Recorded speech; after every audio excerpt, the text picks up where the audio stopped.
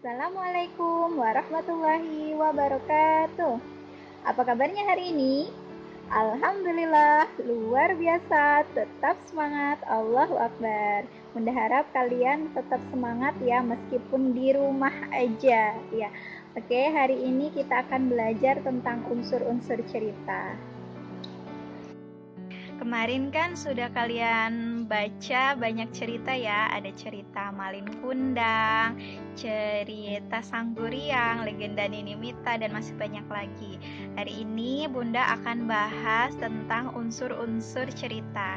Jika kalian paham tentang unsur-unsur cerita, insya Allah kalian dapat membuat cerita yang menarik. Nah, apa aja sih unsur-unsur cerita?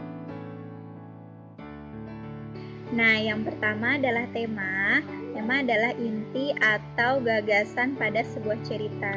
Contoh di cerita Malin Kundang, temanya adalah tentang seorang anak yang tidak berbakti kepada ibunya.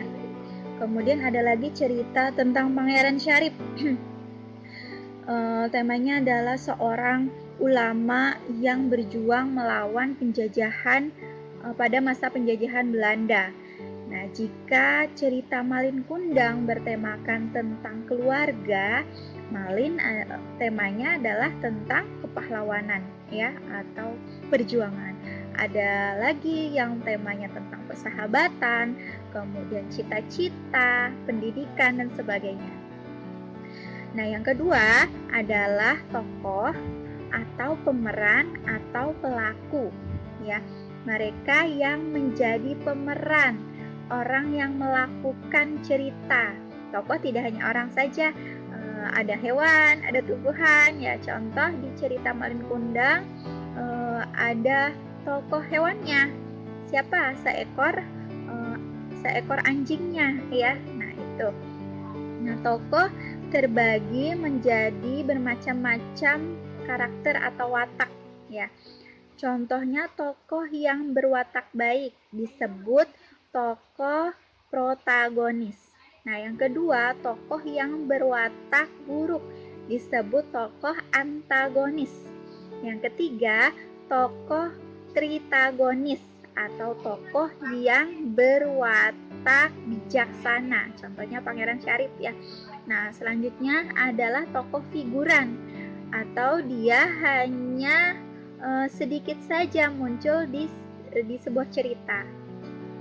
Nah, selanjutnya adalah latar. Latar adalah keterangan waktu, tempat, dan suasana. Misalkan latar waktu. Malin latar waktunya pada zaman dahulu ya, tidak terjadi di zaman sekarang. Nah, kemudian latar tempatnya di pesisir pantai. Kemudian suasananya apa? Kalau di cerita Malin suasananya pasti sedih dan menjengkelkan ya. Kenapa anaknya tidak mau berbakti kepada ibunya, bahkan tidak mengakui ibunya ya. Itu latar. Nah, selanjutnya alur. Alur adalah urutan sebuah cerita. Nah, alur ini ada yang alurnya maju, ada yang alurnya mundur, ada juga yang alurnya campuran atau maju dan mundur. Nah, contoh alur maju itu gimana, Bunda? Contoh alur maju itu misalkan cerita tentang Malin Kundang nih. Ceritanya dari Malin kecil, dari Malin anak-anak, kemudian menjadi dewasa, kemudian kemudian Malinnya ke kota untuk bekerja, kemudian sukses, terakhir dikutuk jadi batu ya karena tidak mau mengakui ibunya. Nah, berarti itu alurnya maju ya, berurutan dari kecil, remaja ke dewasa. Nah, yang kedua alur mundur. Ceritanya dimulai atau diawali ketika Malin dewasa ya. Ketika Malin dewasa, tiba-tiba di awal cerita misalkan seorang anak dikutuk oleh ibunya menjadi batu. Dikarenakan dahulunya kenapa? Nyeritain masa lampaunya, masa yang sudah terjadi. Nah, berarti itu alurnya mundur. Ada lagi yang alurnya maju, mundur, atau campuran. Misalkan begini, di cerita Malin dimulai ketika Malin remaja, yang di sana Malin belum mendapatkan pekerjaan. Nah, kemudian mundur. Kemudian misalkan maju dulu. Kemudian Malin pergi ke kota untuk bekerja hingga sukses, hingga dikutuk jadi batu, ya. Nah, berarti kan maju. Mundur lagi. Mundur ketika Malin anak-anak, ketika bersama ibunya.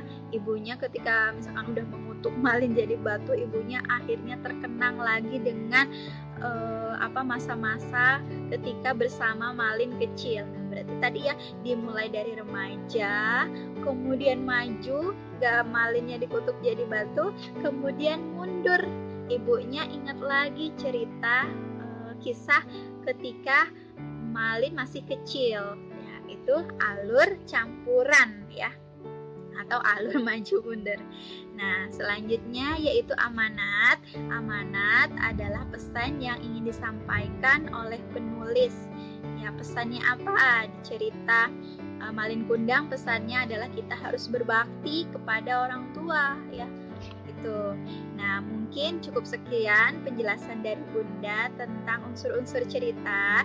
Bunda harap kalian dapat memahami apa yang Bunda sampaikan.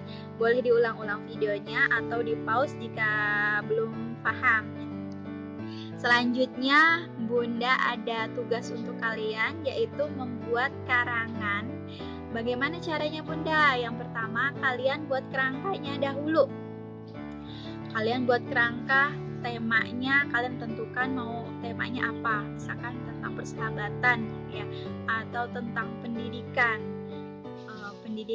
Terus nanti kalau sudah ketemu tema, kalian tentukan judulnya ya. Misalkan seorang anak yang sukses meraih cita-citanya. Itu temanya tentang cita-cita, maaf. Kalau pendidikan misalkan bagaimana?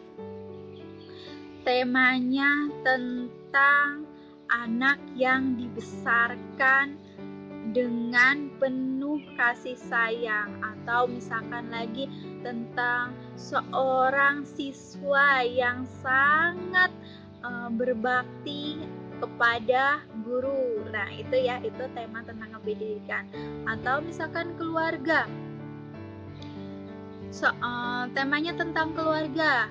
Misalkan judulnya nanti ayah yang bijaksana ya, dan macam-macam ya. Silahkan kalian cari judul, tentukan tema dulu, baru nanti bisa menentukan judul. Nah, selanjutnya tadi ya, untuk membuat kerangka berarti unsur-unsur cerita kalian tuliskan dahulu ya. Kemudian baru kalian bisa menuliskan cerita yang tulisan tersebut berdasarkan kerangka yang kalian buat. Nah, karena tugasnya cukup menantang, Bunda beri waktu hingga minggu ya. Silahkan kalian pikirkan dahulu, diselesaikan maksimal hari Minggu. Kemudian diketik di HP. Kalian boleh pinjam HP ayah atau bunda kalian. Kemudian lihat ada note ya, biasanya di HP itu, ketik aja di note. Nanti kalau udah selesai boleh dikirim ke grup ya. Insya Allah cerita-ceritanya akan Bunda posting di Facebooknya Bunda ya, cerita-cerita karya Al-Batani, keren banget nanti ya. Itu saja materi kita hari ini. Bunda mohon maaf jika ada kekurangan.